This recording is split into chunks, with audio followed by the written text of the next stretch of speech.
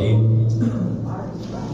Qala al-muallif rahimahullah wa adama an-naf'a bihi wa bi barakati 'ulumihi wa bikum fid dharain amin. Qala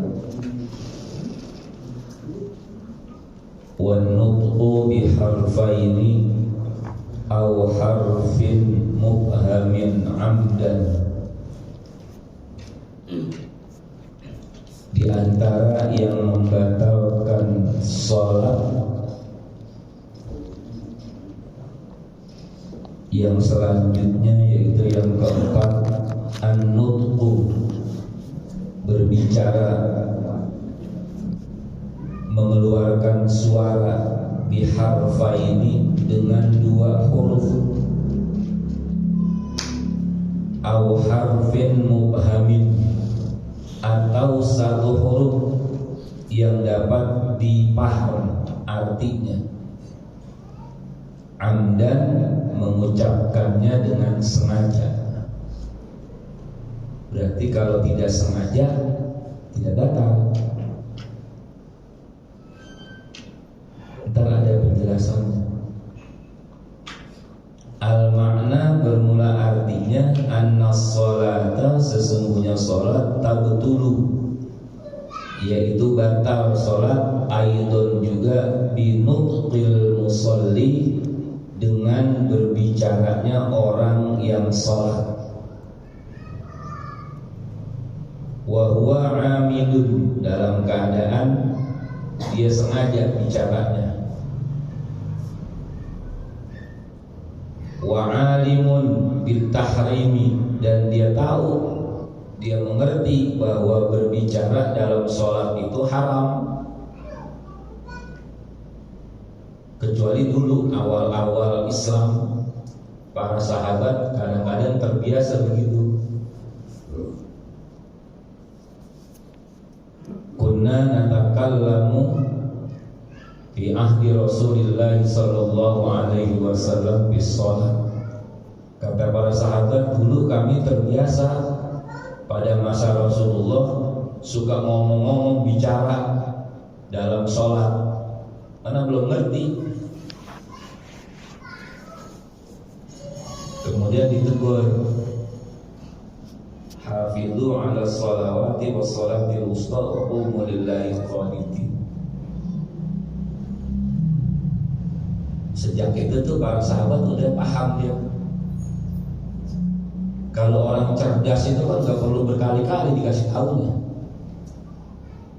Makanya dulu Buya Zayadi kalau nasihatin santri ngomongnya satu kata aja,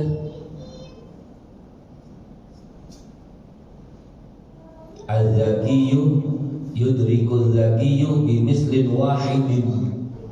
Orang cerdas itu dikasih contoh satu udah paham, nggak usah diulang-ulang.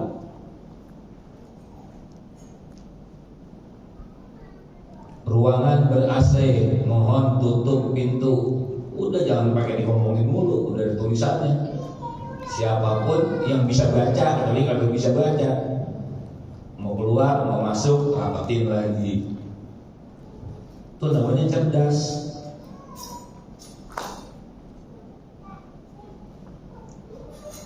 Jangan sholat sunnah di depan pintu.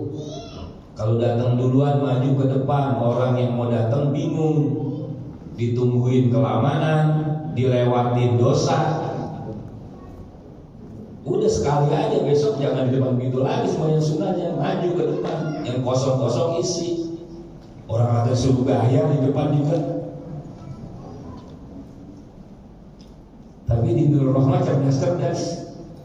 Belum lagi disuruh, baru dikaji benaran doang. Udah gak ada yang sholat di pintu. Emang dia cicak sholat di pintu.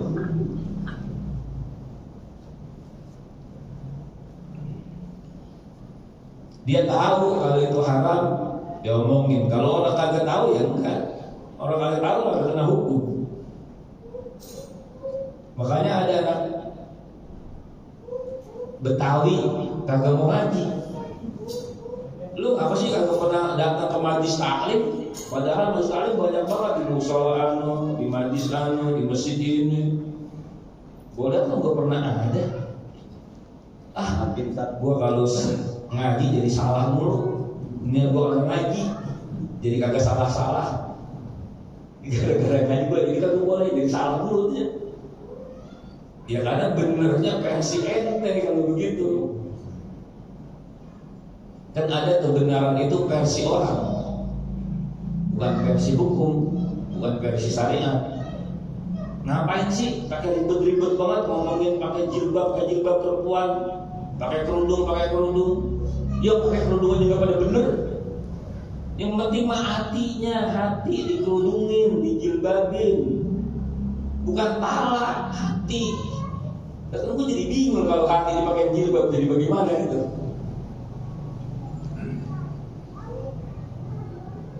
Quran nyuruhnya pala bukan hati. Hatinya suruh benerin gitu. Kalau ini syariatnya begitu. Kalau di hati warnanya akhlak, urusan batin.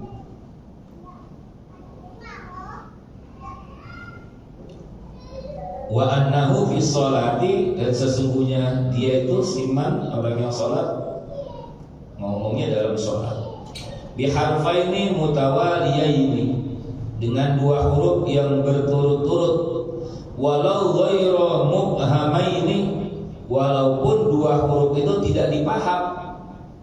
Kan ada dua huruf yang agak bisa dipaham. Wa sama alif aja, wa ma fa tidak bisa dimengerti. Walaupun kalimat itu tidak bisa dipaham, kalau dia bersuara sudah dua huruf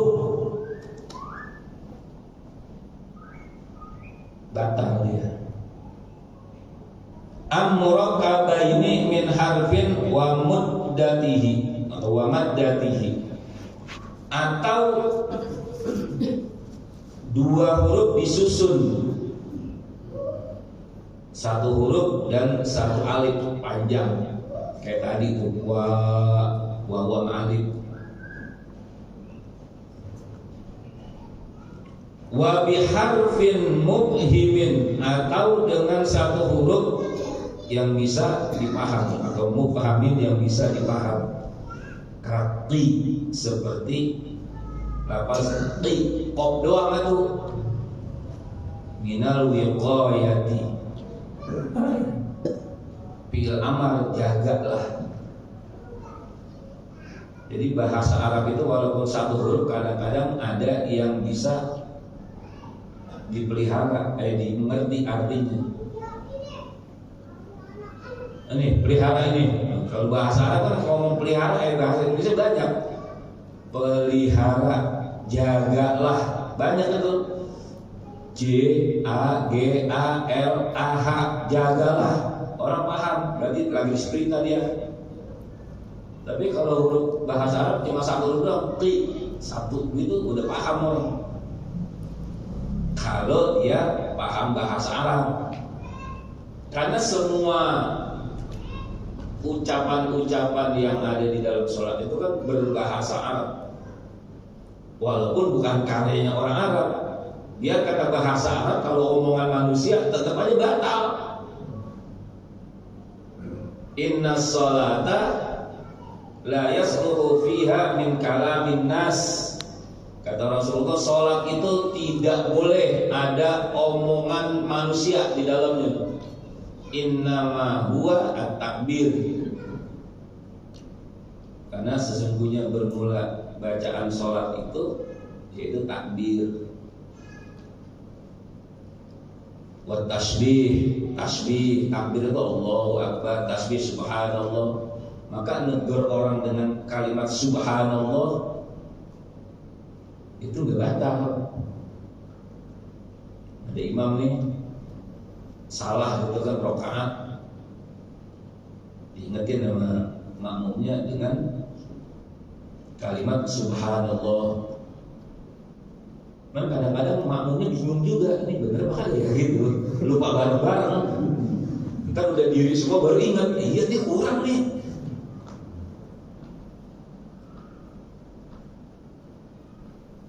Saking khusyuknya misalnya. Saking khusyuknya, biasanya sih begitu. Kita positif thinking aja daripada khusyuk semuanya. Fa illam yakun amidan, maka jika tidak ada ia amidan itu sengaja, ngomongnya kagak sengaja. Bi ansabqa lisanuhu, seperti apa tuh? Sabukul lisan itu kalau kata kita keceplosan, keplodosan. Itu ada temannya Bang Madin tuh, Pak RT, keceplosan gitu. Bang Madin musyawarah. Pernah ya nonton film Bang Madin musyawarah, orang terlanjur kaya. Ini biasanya orang-orang yang suka latahan. Karena dulu di sini ada Johan, ibu dia latah. Jadi kalau dia lagi sholat di rumah, Allahu Akbar. Di sini ada yang lagi baca-bacaan atau ada yang lagi ngumumin, dia ngikut gitu, kaget. Misalkan Assalamualaikum, dia lagi sebanyak Assalamualaikum, gitu, latah namanya. Kali yang begitu mah dimaaf deh itu.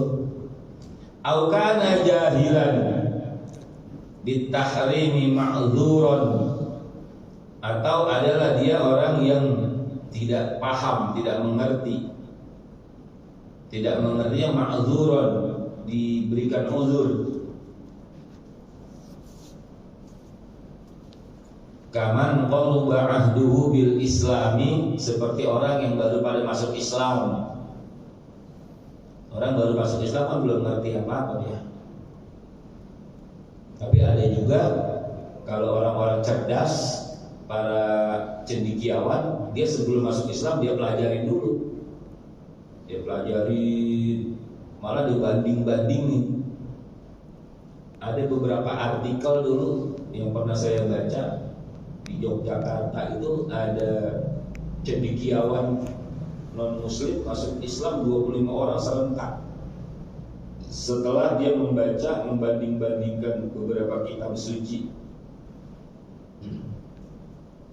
ternyata dia dapat hidayah di situ. Nah, sebelum dia masuk Islam, dia baca-baca buku-buku orang Islam, termasuk tuntunan sholat, dia pelajari.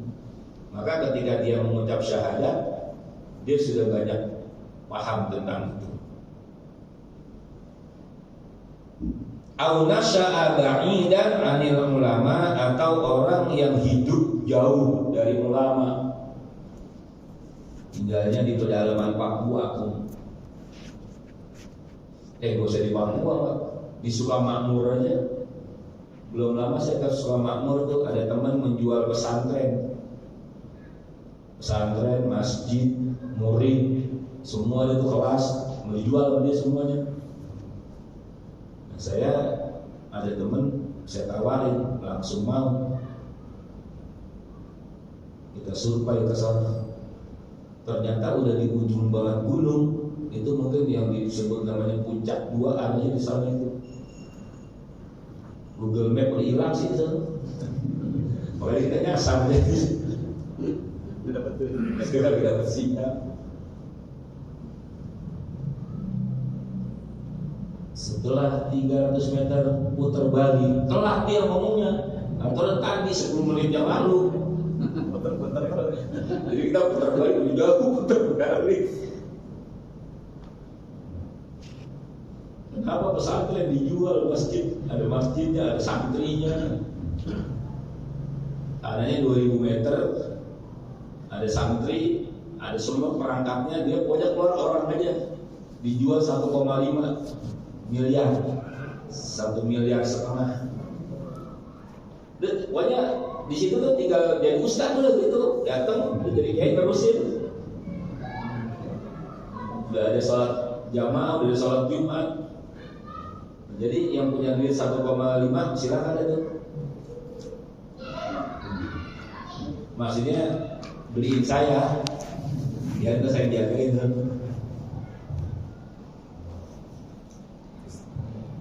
Kenapa dia begitu? Karena dia one man show. Dia mendirikan pondok pesantren sendiri, dia modal sendiri. dia jalanin sendiri dari mulai babatutan sampai jadi berdiri begitu dia sendiri. Ketika udah mulai banyak santrinya dia pakai epel sendiri buat ngebiayain, dan susah kan di ujung gunung sana. Akhirnya dia tergiur dengan tawaran bisnis-bisnis yang ditawarkan oleh orang-orang yang dia kenal. Dia beranikan diri minjem duit di bank. Dia ini bagus sih, niatnya itu buat nanti hasilnya buat ngasih makan santri. Ternyata itu gak bisa bertahan lama gitu. Ya intinya dia dibohongin lah gitu. Sementara pinjaman bank tagihan harus tetap ada. Waduh kagak bisa nutup, jual aja dah. Resiko bisnis. Au kana nasiyan annahu fis sholati, atau adalah orang yang sholat itu lupa dia. Annahu fis sholati, kalau dia ngomong dalam keadaan sholat.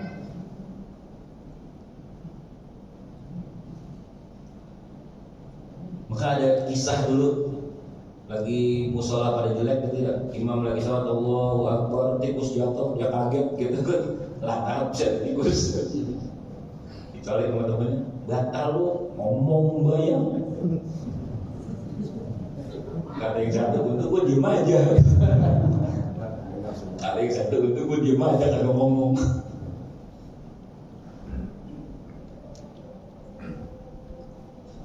Fa'in kana ma nataqa bihi qalilan, dan jika ada apa yang dia ucapkan itu sedikit. Nah, kategori sedikit semana nih orang yang lupa. Wa huwa arba'u kalimatin urfiyatin inda Ibnu Hajarin. Kategori sedikit itu 4 kalimat secara adat kebiasaan gitu. Menurut Imam Ibnu Hajar. Menurut Imam Ibnu Hajar, omongan lagi dalam sholat dianggap itu orang dia lupa gitu kalau dia lagi sholat.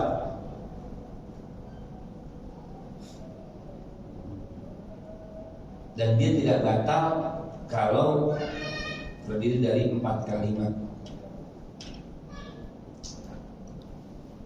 Wasitun indal qalyubi wa man tabi'ahu, dan 6 kalimat menurut Imam Al-Qalyubi dan orang yang sepakat dengan Imam Al-Qalyubi ngikutin dia. Lam yadurra, maka itu tidak apa-apa, tidak batal. Au katsiran wa huwa ma zada ala dzalika darra mutlaqan. Nah, jika omongannya lebih dari apa yang disepakati atau diperselisihkan oleh 2 imam itu, 4 kalimat, 6 kalimat, lebih dari itu ngoceh baik gitu sembahyang. Ya walaupun bahasanya dia lupa, tetap aja itu gak boleh batal. Wa hadhihi hiya al-khaslatu rabi'atu min al-khisal allati tabtulu biha as-salatu. Inilah bagian yang keempat dari beberapa hal yang membatalkan sholat, yaitu bicara satu huruf asal itu dimengerti, dan satu huruf itu ada paham orang, maka batal sholatnya. 2 huruf walaupun tidak dimengerti, tapi dia 2 huruf beriringan, batal sholatnya. Kecuali bagi orang yang dianggap uzur. Uzur itu baru masuk Islam. Uzur itu jauh dari ulama, tinggalnya di hutan. Nah, kayak kemarin dia saya cerita di Suncak 2 arah Jonggol, sepi banget tuh kampung. Itu baru di situ di Bogor, bahasanya Bogor Timur, udah sepi begitu. Bagaimana di pedalaman Papua? Sinyal gak ada, kiai kagak ada, yang ada gorila lagi. Nah, kalau di sana itu belum tersentuh dakwah Islam, orang tidak paham, tapi ada orang Islam belum banyak mengerti tentang ilmu, ya udah yang dia ngerti aja. Selebihnya nanti ya dia belajar. Kalau dalam kasyifatus saja masih tetap dianggap maklum. Kalau dia belajar bikin susah dia juga. Belajar sih ada dari pedalaman ke kota, cuman perjalanannya pakai main 2 hari. Pakai perahu, kalau pakai pesawat nggak punya duit, pakai perahu lewat hutan. Banyak resikonya dah. Ya udah dianggap makdur juga dah. Nah, agama itu begitu. Kalau ada hal-hal yang berat dianggap ya ditolerir lah. Al-amru idza dhaqat ittasa'at. Urusan agama kalau sulit dilakukan nanti ada toleransinya. Itu kajian-kajian usul fikih orang-orang yang ahli dalam bidang itu. Kalau kita fikih praktisnya gitu. Dikit-dikit. Kalau sujud terakhir kita baca doa apa tuh? Kadang-kadang ada sujud lama gitu. Boleh kita baca motif pilih warnanya apa? Boleh nggak? Sebetulnya sujud lama itu karena pengertian doa yang paling diijabah diantaranya ketika orang dalam keadaan sujud. Maka akhirnya pada yang lama-lama baca doa. Boleh dibaca doa gitu. Sampai imamnya udah atahiyat mau salam, belum juga mau bangun. Banyak itu.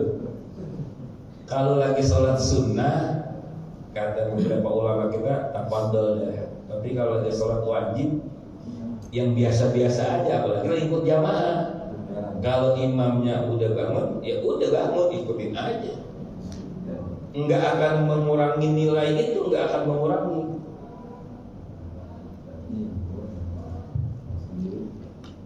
Ada doa-doa yang dibaca ketika lagi sujud. Setelah selesai sujud, subhana rabbiyal a'la wa bihamdi, subhana rabbiyal a'la wa bihamdi, subhana rabbiyal a'la wa bihamdi. Apa itu doanya? Saya lupa mulainya. Ya Allahumma inna. Banyak yang saluran doa kawal jannah. Kadang-kadang saya baca lagi sendiri tapi kata ulama yang lain, kenapa suka dilamain, ditambahin gitu dari 3 bacaan? Karena untuk menandakan kepada jamaah bahwa ini sujud terakhir. Tapi karena ini ikhtilaf, akhirnya orang kembali lagi kepada yang asalnya aja udah yang kagak apa yang diperintah banget jangan dipersulit gitu, yang standar-standar aja. Kecuali dalam keadaan sholat sunnah sendirian itu mah terserah lah. Kalau sholat tasbih yang setiap rakaat panjang aja. 15-nya ketika berdiri. Kalau lagi intikal yang lain 10-10.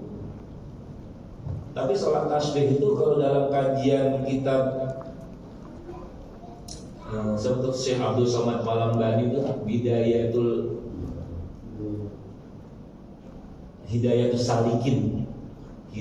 Salikin itu diterjemahkan menjadi bahasa Melayu. Itu Syekh Abdul Somad Palembani Palembang, dia sampai bikin metodologinya, cara kaifiatnya. Ada beberapa kaifiat, cuma yang sering digunakan orang yang pakai ada duduk istirahat. Jadi Allahu Akbar, baca doa iftitah, Allahu Akbar kabiro sampai selesai, Fatihah, surah. Sebelum ruku baca 15 kali tasbih. Tasbihnya subhanallah walhamdulillah wala ilaha illallah wallahu akbar, diulang 15 kali. Kalau bacanya segitu durasinya cepet. Tapi kalau dihayalin kayak pengajian kan sering dihayal tuh subhanallah gitu. Walhamdulillah. Nah itu rada lama tuh 15 kali. Nanti ruku baca doa tasbih ruku. Kemudian baca lagi tasbih itu 10 kali. Sami Allah liman hamidah, ya tidak, baca lagi 10. Sujud baca lagi 10. Duduk di antara 2 sujud baca lagi 10. Sujud kedua baca lagi tasbih itu sebelum bangun 10. baru nanti duduk hanya sekedar baca tasbih 10 kali, bangun dah rakaat kedua, kerjain lagi kayak begitu. Cuman ntar di rakaat kedua nggak ada duduk istirahat, adanya duduk tahiyat akhir. Sebelum salam baca 10, kemudian salam, kerjain lagi rakaat yang berikutnya begitu. Surahnya apa Ustaz? Bebas. Mau yang pertama Al-Baqarah, yang kedua Ali Imran, boleh. Nah, kalau menurut kajian Syekh Abdul Somad Palembani, yang paling ringan surahnya di antara pilihan-pilihan yang ada, rakaat pertama Al-Hakumut, pasangannya Fatihah. Rakaat kedua Wal Asri. Rakaat ketiga Qul ya ayyuhal kafirun. Rakaat keempat Qul huwallahu ahad. Itu yang diamalkan oleh ulama-ulama Nusantara. Jangan ngomong Nusantara dah, ulama Indonesia. Nanti kalau ngomong Nusantara, gue dianggapnya orangnya Jokowi. Orangnya Ganjar itu Islam Nusantara ya. Sekarang kan lagi sensitif begitu-begitu. Tapi nggak membatalkan sholat ya? Enggak. Kan ada yang kata baca ihdinas siratal mustaqim 3 kali gitu dalam video itu. Selama doanya itu doa maksurah, doa yang kalimatnya Quran, kalimatnya dibaca oleh Rasulullah, itu namanya maksurah. Itu enggak apa-apa. Tapi kalau baca doa rangkaian ucapan kita, omongan kita, walaupun berbahasa Arab, ngomong pintar kita. Ntar ada pemahaman lagi tuh, gak boleh domor nyekap, domor mokhotob, banyak masalahnya jadinya. Iya, 2 menit. Kalau posisi duduk antara 2 sujud, baca itu bersama baca tahiyatul awal gimana Ustaz? Betul gitu Ustaz? Duduk antara 2 sujud, bacanya itu baca apa tahiyatul awal. Ya kemarin di antara yang harus sujud sahwi karena membaca sesuatu yang bukan pada bacaannya, gitu. Memindahkan bacaan sesuatu yang bukan pada posisinya, maka disunahkan sujud sahwi. Karena sujud sahwi itu sunnah, ya kalau dia lagi sujud sahwi ya nggak batal. Lengkapnya, abdulnya, sunnahnya sujud sahwi. Salah baca gitu, lagi berdiri Allahu Akbar, at-tahiyat. Lagi at-tahiyat baca Fatihah. Alhamdulillah. Iya ya, gue lagi at-tahiyat. Nah itu di antara yang menyebabkan sujud sahwi karena salah menempatkan bacaan. Ya, tapi sekali lagi sujud sahwi kan sunnah ya. Andai kan ada orang tidak sujud sahwi, ya udah tetap sah, cuman nilainya kurang dikit. Aturan 10 jadi 9,5. Tapi kan kagak bisa lebih dari 10, jadi 11, 1,1 namanya. Allahumma salli wa sallim ala sayyidina Muhammad wa ala sayyidina Muhammad wa qul manfa'na ma'alamtana wa bi'alimna alladhi yadfa'una wa bizidna ilman nafi'a. Sallallahu ala sayyidina Muhammadin wa ala alihi wa sahbihi ajma'in walhamdulillahi rabbil alamin. Jangan pulang dulu.